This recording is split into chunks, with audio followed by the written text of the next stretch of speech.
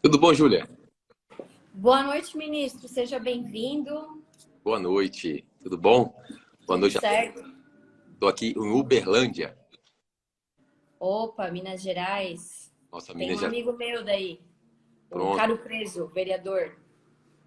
pronto. Eu tô aqui com o deputado Zé Vitor também, aqui do Triângulo Mineiro. Viemos aqui hoje participar de um evento do Agro, trazer boas notícias aqui para o Triângulo Mineiro. Bom demais. Legal. Foi uma satisfação receber o senhor e poder falar com o senhor ali no sábado, né? Que você estava na comitiva aí. Vou te chamar de você, né? Porque tu é bem jovem, né, ministro? Vamos embora. Estava ali junto com o presidente na Marcha para Jesus e já aproveitei e pedi essa live. Porque é o seguinte, ministro, a gente sabe, né, que a imprensa costuma cobrar bastante e com o Bolsonaro cobra em dobro mesmo, e surgem algumas narrativas e tal. E o que eu queria saber do senhor? Primeiro, o que o governo Bolsonaro, na questão da infraestrutura, está fazendo por Santa Catarina? Tá ótimo. Vamos lá. Bom, então boa noite a todos. Júlia, é um prazerzão estar com você aqui nessa live. A gente tem trabalhado nesses últimos anos aqui para prover infraestrutura de qualidade para o Brasil, também em Santa Catarina em especial, né? A gente esteve aí no sábado juntos, na Marcha para Jesus, um dia muito bacana, aquela praia de Camboriú ali, Balneário de Camboriú, lotada de brasileiros. Acho que esse brasileiro que aprendeu aí as ruas, aprendeu a participar, a querer acordar, né? A querer público, isso é muito importante. E não é de infraestrutura, né? E Santa Catarina, o povo gosta também de participar, isso é muito importante. A gente tem a Fiesc aí, que tem representado também muitas demandas da região, do estado de Santa Catarina, e a gente tem recebido aqui elas desde o começo. Se eu me apresentar primeiro, Júlia, eu sou Isso. servidor de carreira há 15 anos aqui do Ministério da Infraestrutura. Entrei num concurso, a lista de infraestrutura, um concurso só para engenheiros. Sou engenheiro civil de formação, tenho um mestrado na área de transporte, dois MBAs, uma especialização na área de transportes. Conheço o ministro Tarcísio há 10 anos, a gente trabalhou juntos, né, porque ele estava no DENIT, eu aqui no Ministério da Infraestrutura, era diretor de gestão estratégica, informações. Depois na presidência da República também, eu fiquei 2 anos na presidência da República, 2 anos e meio. O ministro Tarcísio também ficou conosco lá nesse período. E a gente vem, então, aqui para o Ministério dos Transportes, de volta agora no Ministério da Infraestrutura, para acompanhar então, a infraestrutura que é tão importante para nós, né? Era o 02 dele, até ali dia 31 de março, quando o Tarcísio sai para esse desafio aí no estado de São Paulo. Estamos na torcida por ele. E a questão de carregar então, a janela do ano. Então, eu já interagi, Júlia, nesses últimos anos, com a Fiesc e com o setor de infraestrutura na Santa Catarina já há um bom tempo. Eu fui diretor na área de planejamento por quase 4 anos, 4 anos e meio, aqui no Ministério do Transporte, Ministério da Estrutura. A Santa Catarina é um estado muito rico, muito próspero, um povo muito empreendedor, e isso demanda muito também infraestrutura, né? Então, é um estado que tem rodovias importantes, com a BR-470, a chegada de Navegantes, tem a 280 lá em cima, tem a 282, que corta o estado de oeste a leste, né? Rodovia extremamente importante para o estado. Nós temos também a BR-285, mais no sul, com a Serra. Temos lá a oeste, a 163, a 158. Temos a 101, a 116, mais aqui próximo do A oceano. 153 também? A 153. Vocês sabem como é que funcionam as rodovias, Júlia? As 100, começa com o número 1, elas cortam o país do sul. E elas começam contando do Oceano Atlântico até o Acre.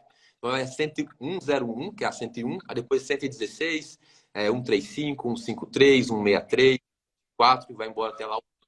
As 200 cortam o país de leste a oeste. E elas começam lá de lá do norte até o sul. Então aí vem aqui, ó, 280, 282, 285, a 292 no Rio Grande do Sul e vai embora assim. Depois eu explico como é que funciona, mas tem uma lógica para as nossas rodovias. Mas vamos lá, como é que o Estado está sendo atendido pelo governo do presidente Jair Bolsonaro? Vale começar falando o seguinte, eu ranqueei aqui todos os estados, os 27 estados da federação, né? 26 mais federal, o número de investimentos que nós tivemos por parte do governo federal e o orçamento também somado às emendas dos parlamentares, da bancada dos parlamentares. O estado de Santa Catarina é o terceiro estado que recebeu mais investimentos do governo do presidente Jair Bolsonaro. Nesses 1 ano e 6 meses, foi 1.380 bilhões investidos no estado de Santa Catarina. Só está atrás da Bahia e do Rio Grande do Sul. Atrás do Santa Catarina, o quarto é o estado de Minas Gerais, que tem a maior malha rodoviária do país. Ou seja, eu acho que esse número mostra a importância do estado de Santa Catarina. E aí tem uma observação, pô, mas não está tendo tanto investimento quanto nós gostaríamos, quanto nós precisamos. Então, acho que um ponto é esse. Tem um déficit muito grande de orçamento público no Brasil. O orçamento do Ministério da Infraestrutura este ano é 6,7 bilhões de reais. Ou seja, tem um país continental com apenas 6,7 bilhões de reais para investir. E por que isso, ministro? Por que tem tão pouco? Explica para o pessoal. Vamos explicar isso, então. O que a gente herdamos? Uma corrupção enorme dos últimos governos. A corrupção fez com que, no finalzinho do governo do presidente Temer, fosse estabelecido um teto de gastos, onde não se pode mais gastar mais do que se arrecada. E aí você estabelece esse teto de acordo com algumas variáveis. A principal dela é a inflação do ano anterior, o quanto foi arrecadado do ano anterior, quanto que é a projeção de arrecadação de imposto, né, fiscal para o ano seguinte. Aí você estabelece um novo teto. Então é como se a gente tivesse um orçamento na nossa casa, R$100 por mês, reais por Fala com o Paulo. poste para a agência de saúde Y, então que fique limitado ao quanto você arrecada. Hoje, as contas do governo do presidente Bolsonaro tomaram um nível de responsabilidade e nesse mês nós tivemos um superávit de 100 bilhões de reais. Ou seja, o governo arrecadou mais 100 bilhões de reais do que estava previsto no teto. Mas, infelizmente, a legislação coloca um teto, limite, que nós possamos gastar. Então, a gente está obedecendo essa legislação, o presidente é muito responsável com relação a isso, mas, infelizmente, isso coloca a nós esse peso aí. Nós herdamos essa corrupção, herdamos também esse novo modelo de teto de gasto, que é importante para trazer uma responsabilidade fiscal. E isso é muito importante, Júlia, porque casa com a ideia de concessões. A gente tem feito concessões no país inteiro. Nesses últimos 3 anos e 6 meses, nós concedemos 84 ativos só de infraestrutura e nós assinamos contrato já com esses 84, que nos dá 110 bilhões de reais em investimentos já contratados.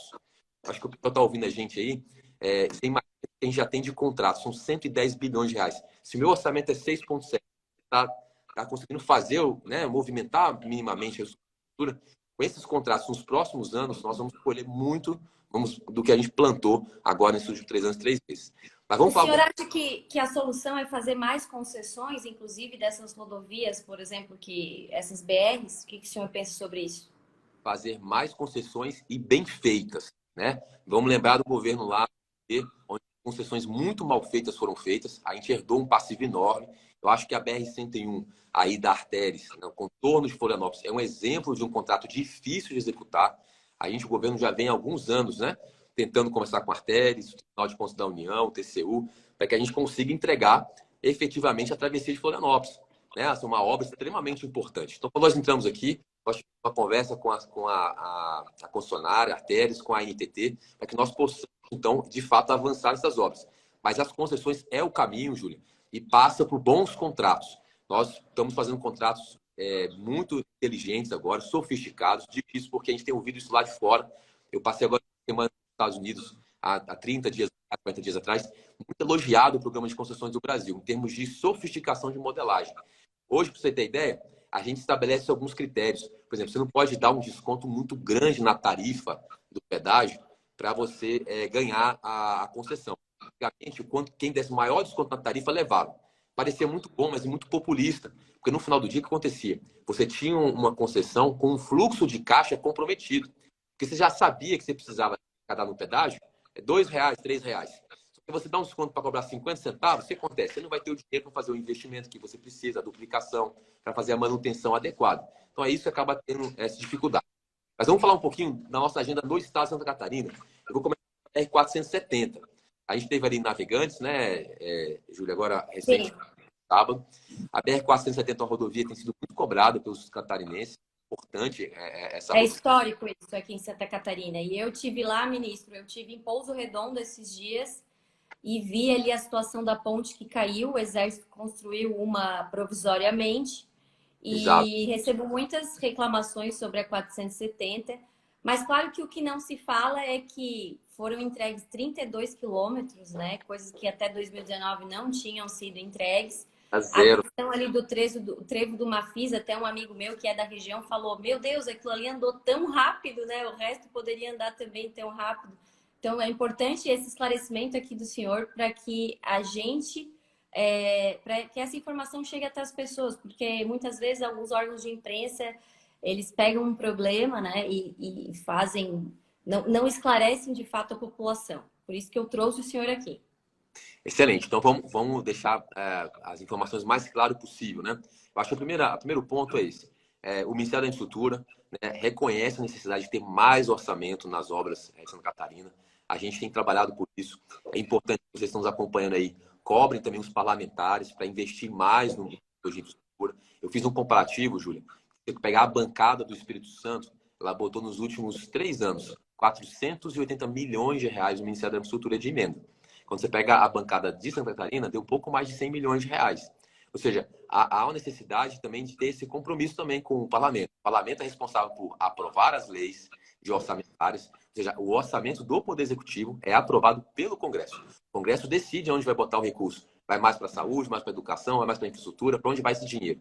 Então, assim, é importante termos parlamentares que estejam atentos a essa questão, né? Eu acho que essa é uma visão que quem está nos ouvindo aí acompanhar, né, a agenda dos parlamentares. Acho que a Júlia tem feito esse acompanhamento conosco na infraestrutura, que é muito importante para nós.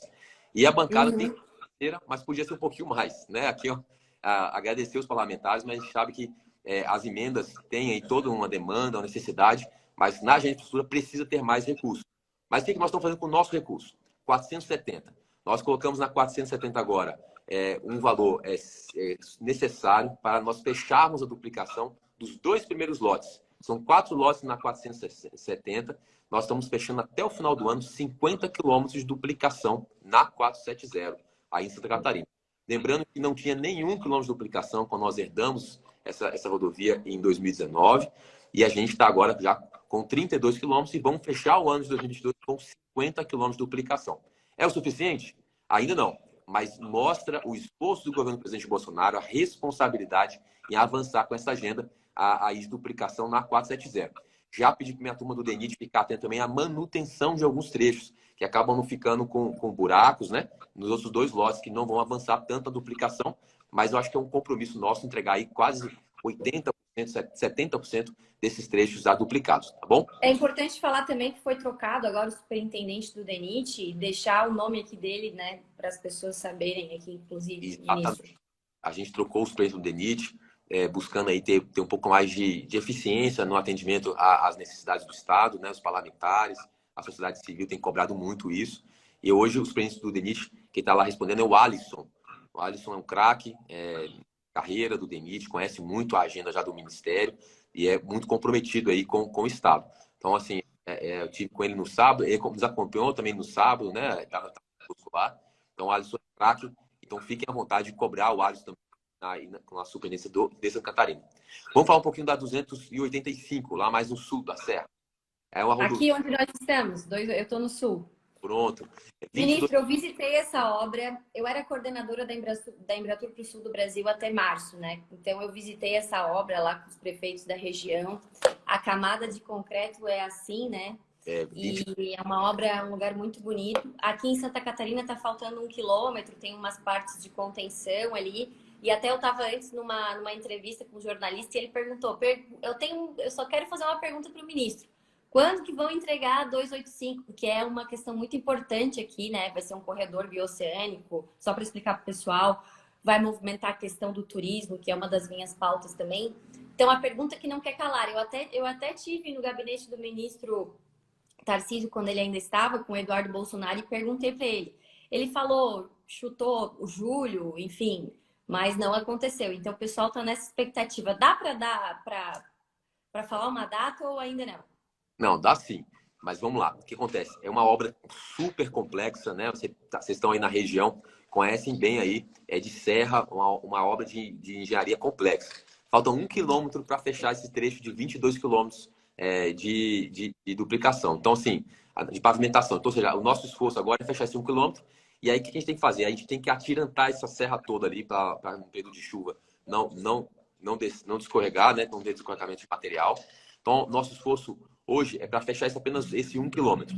A gente está trabalhando para entregar isso em novembro, tá? Esse 1 quilômetro.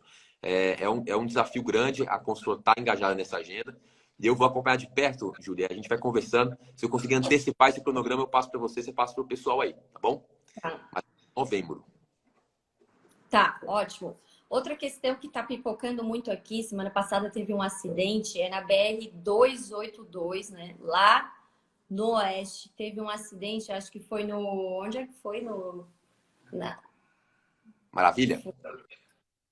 Eu não lembro onde é que foi o acidente agora, mas tem duas coisas que o pessoal fala bastante, que é do trevo de Irani até Ponte Serrada e um pedaço mais lá pro extremo oeste da 282, que eu não passei lá, confesso, recentemente, mas o pessoal tem me mandado fotos e falado que o trecho está intransitável. O senhor tem notícias sobre isso? Tenho notícias, né? A gente estava com esse trecho descoberto de manutenção, né? Fruto aí da gestão anterior aí no DENIT. A gente já colocou já o contrato novo de manutenção, devemos assinar agora até sexta-feira e estamos com 59 milhões de reais para a manutenção desse trecho da 282, lá no oeste de Santa Catarina. Então, assim, na semana que vem, a expectativa é já conseguir assinar contratos e acho que mais 15, 20 dias o pessoal vai ver aí movimentação do DENIT para melhorar a trafegabilidade nessa região. Então, são 59 milhões de reais que nós estamos colocando de manutenção nesse trecho para deixar ele trafegável, tá bom? 59 milhões. 59 só para manutenção. Só para manutenção desse trecho. E começa quando essa manutenção? O senhor sabe? 15 dias. 15 dias vai 15 ter dias? já passando lá. E aí eu peço o pessoal acompanhar também, porque me Muito ajudar. importante isso, hein, pessoal? Porque o pessoal estava reclamando bastante. Agora, então, vamos ter a manutenção desse trecho. Agora, vamos falar também de coisa boa, né, ministro? Porque é o seguinte, tem pessoal que me segue na rede social, que fala comigo, que tem mandado as obras, eu sempre confundo, é da 153, né? Que está fazendo, 163 ou 153? 163. Pavimento A de concreto. Exatamente. A 163 fica bem a oeste lá, já lá em São José do Cedro, né? Em direção a São Miguel do Oeste. Essa rodovia é uma rodovia que nasce lá no norte, ela vem do Pará. A gente pavimentou, muito falado aí, o ministro participou muito, a gente fechou a pavimentação da 163 no Pará, que só ali diminuiu 24% o custo do frete para quem escoa a produção em direção ao Arco Norte. A 163 ela vem descendo até Rio Grande do Sul e ela passa então aqui em Santa Catarina, lá no canto de São Miguel do Oeste.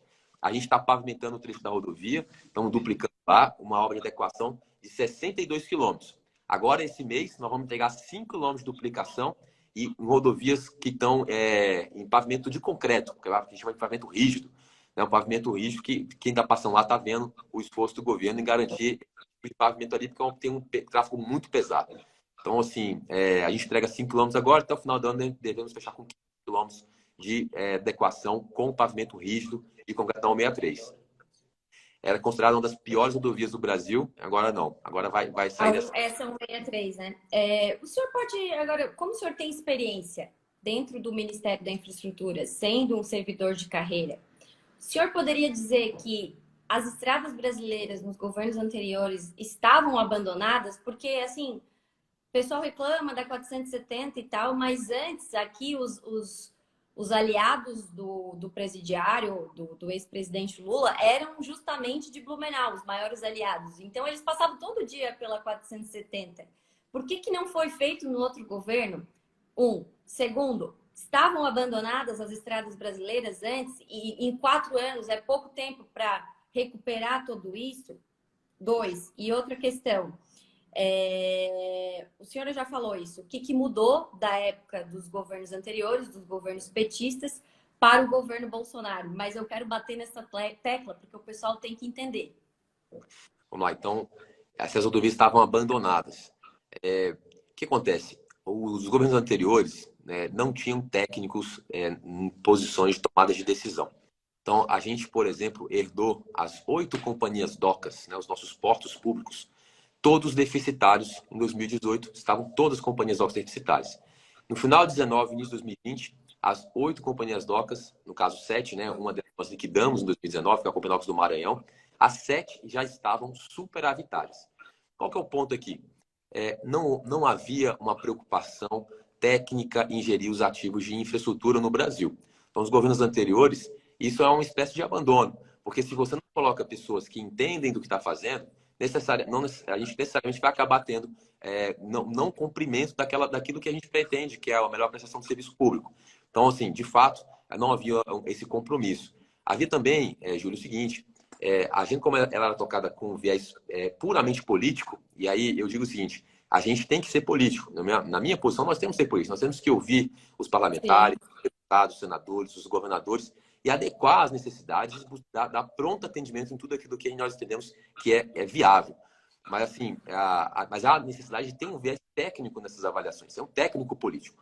Porque se você é 100% político, que era o caso que a gente percebia, não há prioridade. E se não há prioridade, você fica muito difícil, começa a pulverizar recursos e acontece o fenômeno que nós herdamos. Mais de 200 obras no Ministério, obras inacabadas, abandonadas, né? Aqueles elefantes brancos, que eu chamo de verdadeiros monumentos ao descaso e à corrupção. Então, assim, eram obras que estavam ali abandonadas. Então, isso também é uma espécie de abandono com relação ao setor de infraestrutura. O que mudou com o governo do presidente Bolsonaro? Primeiro, o presidente trouxe valores para o governo, valores importantes como a integridade, como o patriotismo. Então, isso é muito importante para a gente conhecer a diferença desses governos. Então, quando você coloca servidores de carreiras, colocam técnicos, não precisa ser servidor de carreira necessariamente, mas pessoas que entendam, um engenheiro capacitado, que conhece da máquina pública minimamente, para poder tocar aquela agenda, que tem prioridade. O presidente trouxe também outro valor importante, que é uma visão de estadista, olhando no Brasil daqui 10, 15, 20 anos. Ele sempre está falando das próximas gerações. Então, não é um presidente que está preocupado em fazer política, aquela política de curtíssimo prazo ali, fazer apenas por fazer para ter voto. O presidente está olhando o longo prazo, está olhando logística, olhando matriz de transporte. Então, assim, essa é uma diferença muito grande que mostra que não há, nesse caso, há um compromisso e não um abandono com a infraestrutura. Há um compromisso de Estado com a infraestrutura do Brasil. Então, acho que valores é uma coisa muito importante, porque se a gente parar para pensar, Júlia, a corrupção, ela leva 10, 15% às vezes do orçamento público por desvios, por ilícitos, né? E isso precisa ser combatido, está sendo extremamente combatido aqui no Ministério da Infraestrutura, com programas que nós temos de integridade, né? E isso tem sido muito difundido no governo do presidente Jair Bolsonaro. Mas tem outro problema que a gente às vezes esquece, que é a gestão, a má gestão. A má gestão compromete os outros 80%. Que leva mais de 15%, né? Leva mais ainda. Então, assim, quando a gente tem a má gestão, isso é uma outra espécie de corrupção também. Quando você gere mal o recurso que a população, que o pagador de imposto, está colocando, confiando nos gestores públicos. Então, assim, pra você ter ideia, o programa PAC, né, dos governos anteriores, o programa de aceleramento de crescimento, ele era gerido pelo PowerPoint. Você imagina você gerir um programa bilionário com obras em todo o país por uma ferramenta de apresentação. Isso não é possível. É claro que você não vai conseguir acompanhar a matéria com qualidade. E aí eu destaco, o governo do presidente Bolsonaro encara isso com muita tecnicidade. Nós temos hoje no Ministério mais de 200 licenças do MS Project. A gente acompanha gráfico gigante, a gente acompanha caminho crítico das obras, avanço físico-financeiro. Eu consigo trabalhar o orçamento. Se a gente tem um orçamento que acaba estando muito grande na obra, está andando muito devagar, eu tiro o orçamento e boto na outra obra que está andando mais rápido. Você consegue executar, por exemplo, que a gente executou em 6 anos, de forma recorde, 99,98% do orçamento. Ou seja, você consegue pegar o pouco recurso que você tem, o mínimo que você tem que fazer é gastar ele todo. Né? Então, assim, esse abandono eu acho que se caracteriza dessa forma. Falta de valores para tocar a agenda, falta de integridade, falta de patriotismo, falta de uma visão de Estado, falta de tecnicidade para acompanhar essa agenda de infraestrutura no Brasil. Então, as rodovias estavam, sim, abandonadas. E você falou mais uma coisa, mais uma pergunta no final, que eu não me lembro. Não, a outra o senhor já respondeu. Eu quero fazer uma pergunta aqui que estão fazendo e que o Hang também falou para ti aquele dia na van de navegantes a Balneário Camboriú, da terceira... Aqui, alguma previsão para a terceira faixa da BR-101 no trecho de Joinville até Balneário Camboriú? Enfim, na BR-101 ali. O Luciano Hang me botou numa situação constrangedora ali em cima de uma cadeira, para falar com todo mundo, foi? Bom, vamos lá. Essa rodovia está concedida lá a Artéries, né? Então, a gente precisa negociar com a Artéries pegar então o acostamento e fazer uma terceira faixa no acostamento. Então, eu já acionei a Agência Nacional de Transporte Terrestre, o Rafael Vitali, que é o nosso diretor-geral da agência. O Rafael vai sentar com a Arteris para tentar negociar isso com eles num aditivo, tá bom? Para que a gente possa ter a terceira faixa ali de Joinville e a Palhoça. Eu sei que isso é muito importante para a região, que é uma região muito turística, né? Principalmente, imagina, descendo o pessoal ali do Paraná, de São Paulo, para a região. Precisa ter, então, mais fluidez ali nessa rodovia. Então, o trabalho é nesse sentido. Eu, não, infelizmente, não está sobre a jurisdição do DENIT, então a gente vai precisar negociar ali com a Arteris e Que fazer isso. está concessionado, né? Exatamente. Não, tudo bem. Outra coisa, ministro, uma questão específica que fizeram pergunta aqui. Aliás, tem umas perguntas aqui, mas eu vou fazer rapidamente, porque o teu assessor pediu para encerrar às 9h05. Tranquilo, mas podemos mais um pouquinho. Vou pegar o que eu As pessoas estão aqui perguntando coisas relativas que não tem a ver com rodovias federais, então não vou falar. Mas uma pessoa mandou antes, né, de eu começar a live. Temos a questão do trevo de acesso a Pomerode, que faz ligação com a ponte do Badenfurt, onde diariamente acontecem acidentes. Eu pergunto qual o prazo final da sua conclusão, pois muitas pessoas me questionam. É na 470 isso. É uma coisa bem específica, né? Não sei se o DENIT chegou a passar para o senhor. Não, eu não tenho esse detalhe aí. Eu sei Tá. a ponte que está provisória lá, que nós colocamos lá em Pouso Redondo. Pouso Redondo. E aí, só para atualizar o pessoal, né? A gente está com a ponte lá provisória do Exército, que não entrega a necessidade do fluxo que precisa ali. E nós começamos agora, então, já com a construção da nova ponte, né? O pessoal está mobilizado e vamos construir aí. Quero ver se até o final do ano eu entrego a ponte pronto. São 16 milhões de investimentos na ponte aí. Tá. Bom? Ótimo. Outra coisa, questão de ferrovia em Santa Catarina. Tem algum planejamento para isso? Como é que funciona? Eu já vi o ministro Tarcísio falar, mas confesso que não sei colocar com as palavras que ele falou. A ferrovia do frango, né? Então a expectativa é muito grande da ferrovia do frango, cortando o estado de leste a oeste. A gente hoje tem o modelo de ferroviário que traz o Instituto de Autorização para as ferrovias. Então, a gente hoje tem a possibilidade que o privado possa fazer esse investimento, né? Então, a gente tem visto a sociedade se mobilizar nesse sentido. Já tem 80 pedidos de autorização em todo o país de ferrovias. A nossa expectativa no setor de ferrovias em Santa Catarina é poder ter, como a gente tem no modelo de concessão, o setor privado como protagonista nesse investimento, tá? Então, assim, existe alguns anteprojetos com relação à ferrovia e a gente quer ver, então, isso sair do papel. Mas a gente precisa ter, então, incentivo por parte do setor privado, tá? Eu vi uma perguntinha aqui falando quanto que a gente investiu em ferrovias. O presidente Bolsonaro foi o governo que mais investiu em ferrovias nesses últimos 30 anos, tá?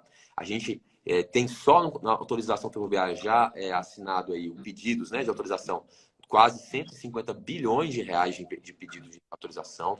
Nós renovamos a malha paulista, renovamos a malha de Carajás, a malha de Vitória Minas e agora a malha em Minas, Rio e São Paulo, que é da MRS.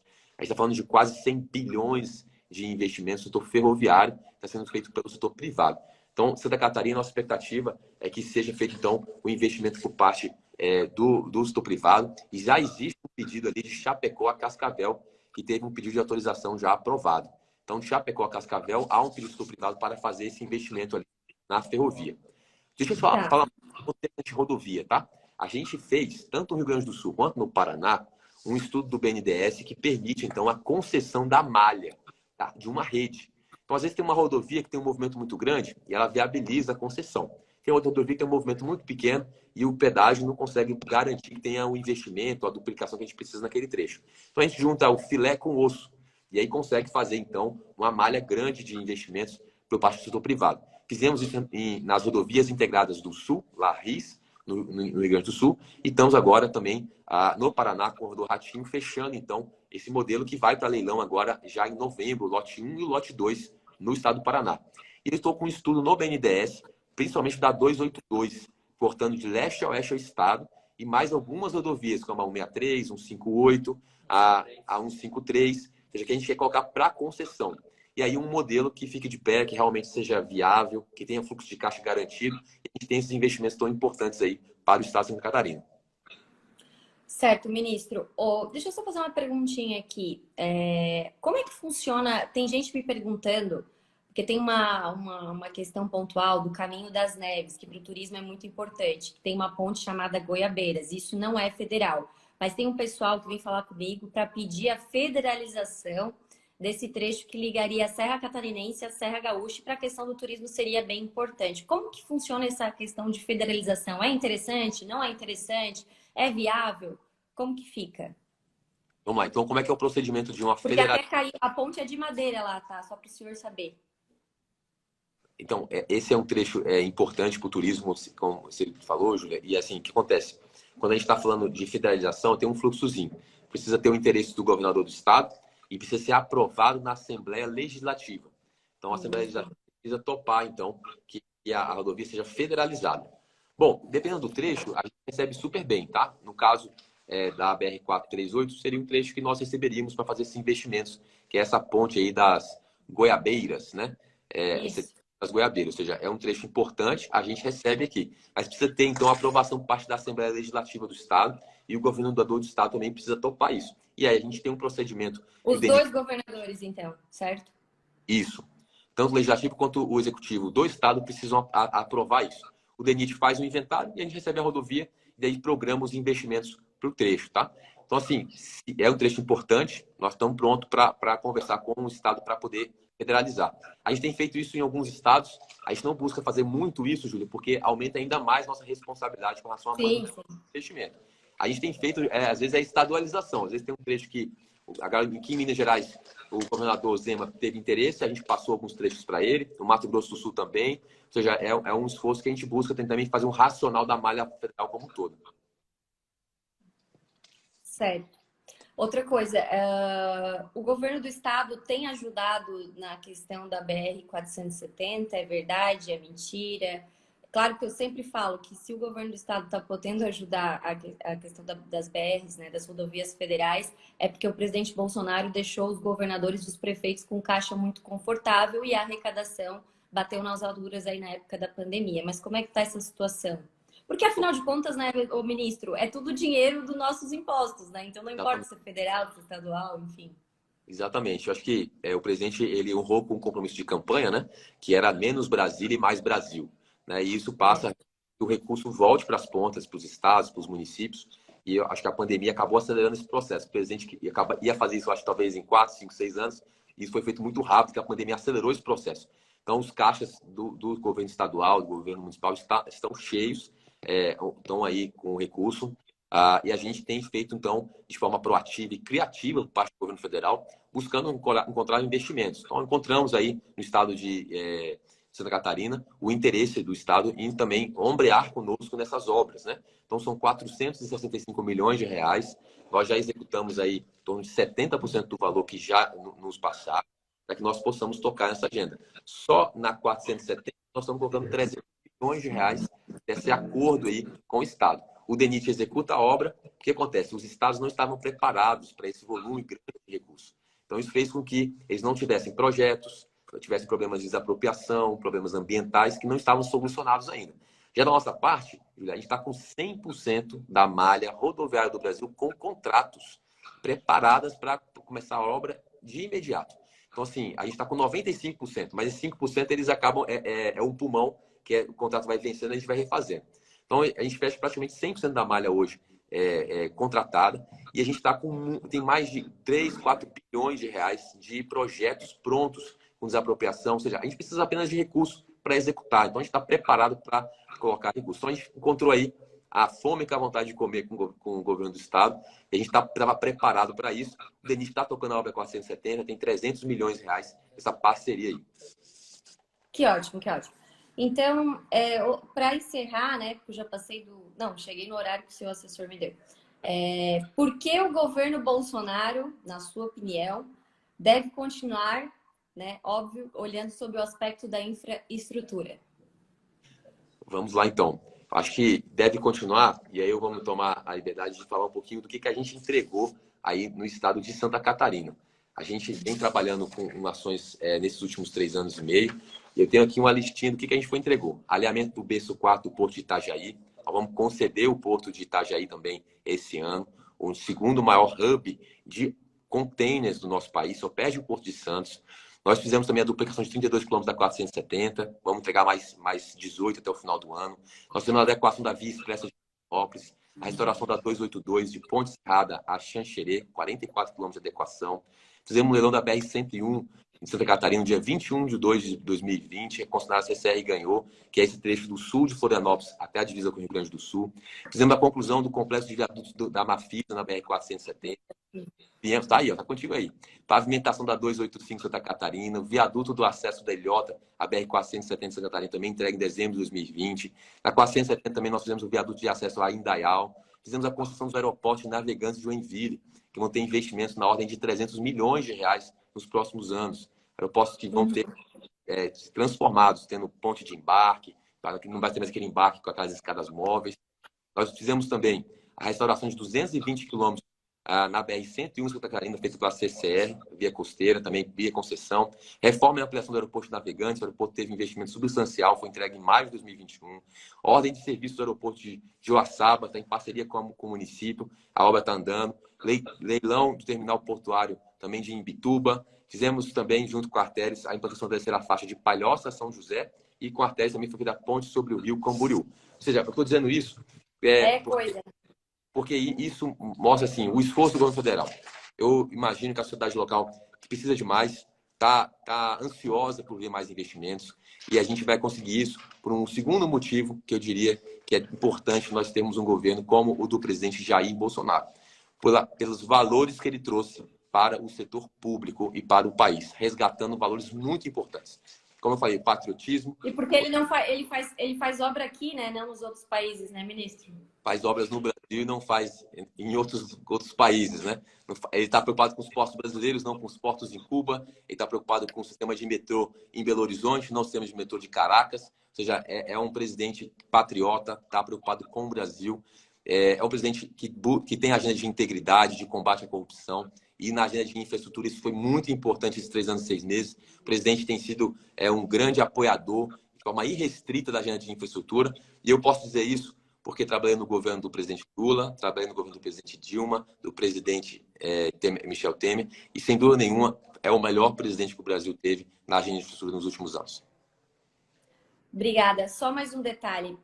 Teve uma questão que todo mundo fala, e eu chegava a pegar essas filas quando eu estudava lá em Florianópolis, que é o contorno da Grande Florianópolis, que já tinha sido concessionado antes, né? E agora que a gente está vendo, isso já faz mais de 12 anos, e agora que a gente está vendo as obras andarem no governo do Bolsonaro. Por que teve essa confusão lá atrás e não andou essa obra, mesmo sendo concessionada? Isso nos outros governos. Por que aconteceu isso, ministro? O senhor sabe dizer? Sei dizer. Vamos lá. A obra estava 100% paralisada, aí o contorno de Florianópolis, quando a gente pegou, então, aqui em 2019. Fizemos conversa com a Artéries. A INTT era uma agência que não estava comprometida com essa agenda. Nós viemos, de forma paulatina, trocando os diretores da INTT. O que é isso? Só para o pessoal entender. O governo tem os ministérios que formulam políticas públicas, trazem diretrizes, né, fazem obras públicas com as suas autarquias. Né? O DENIT é uma autarquia vinculada ao ministério. Nós temos as agências reguladoras. Agências reguladoras, a gente tem no Brasil, sei lá, 15, 20 agências reguladoras. Só no meu setor são 3. Aí o pessoal conhece bem a ANAC, Aviação Civil, né? Ela faz fiscalização e regulação do setor de aviação civil. No setor de transporte terrestre, que é ferrovias e rodovias, é a ANTT. Eu tenho uma ANTAC, que é para o setor portuário e para navegação. Mas a ANTT, os diretores têm mandato. Então, o Bolsonaro não pode chegar lá e trocar os diretores. Eles têm mandato, eles são obrigados, eles ficam até o final do mandato deles. Então, demorou um tempinho para a gente conseguir trocar esses diretores e botar em diretores técnicos, pessoas que estão comprometidas com a agenda do Brasil. Então, a gente colocou os diretores lá que fizeram conversas tensas e calorosas com a nossa Artéries, a concessionária. A Artéries tem se comprometido. O Tribunal de Constituição foi um parceiro em buscar encontrar ali um meio termo, porque ela não vinha honrando com os compromissos do contrato, e a obra começou a ter um engajamento muito grande. Infelizmente, é uma obra que o pessoal não vê, né? Ela fica ao largo ali da Florianópolis, as pessoas não passam no trecho. Aí chegou a ter ali quase 3.000 trabalhadores por mês trabalhando ali, ou seja, abrindo os túneis, uma obra é a maior obra no Brasil hoje, em termos de engenharia, a obra do contorno de Florianópolis. Então, a gente tem alguns túneis que nós estamos abrindo, perfuramos túneis, e a obra está avançando muito bem. Infelizmente, nos últimos 3 meses, a obra começou a diminuir o ritmo, porque a Camargo Correia, que é uma contratada da Artéries para fazer a obra, ela desistiu da obra. Nós, com a Arteris, estamos acompanhando essa situação. A expectativa é que agora, no finalzinho de julho, início de agosto, a obra retome novamente o ritmo que ela vem tendo, tá? Hoje temos 400 empregados trabalhando no contorno. A expectativa é que a partir de agora, no final de julho, início de agosto, comece a ganhar ritmo essa obra novamente. Nós queremos pegar um trecho desse contorno aí até o final do ano, junto com a Arteris, tá bom? Tá bom. Então tá, ministro, era isso. Ultrapassei o limite que o seu assessor me passou. Muito obrigada pela sua disposição, tá aí na correria e ainda ter agenda para fazer live comigo. Me senti muito honrada. Tenho certeza que o povo aqui de Santa Catarina que acompanhou também. Obrigada pelos seus esclarecimentos. E agora eu vou replicar tudo que o senhor falou aqui em pequenos posts para a gente esclarecer tudo que o governo Bolsonaro está fazendo aqui em Santa Catarina. Obrigada. Tá ótimo. Júlia, eu que agradeço. Obrigado aí por você participar da política, se engajar. Acho que é um trabalho que é um exemplo para muitas pessoas. Desejo aí que você continue avançando nessa agenda, possa representar muito o povo santo-catarinense, como nessa live aqui. Eu estou à disposição. Peço para o pessoal que me segue seguir a Júlia, pessoal que está em Santa Catarina. Se vocês quiserem me seguir também, a gente está todo dia postando uma novidade aí do que nós estamos fazendo no setor de infraestrutura. Parabéns, Júlia. Sucesso, conta comigo, tá? Valeu. Obrigada, um abraço, boa viagem aí.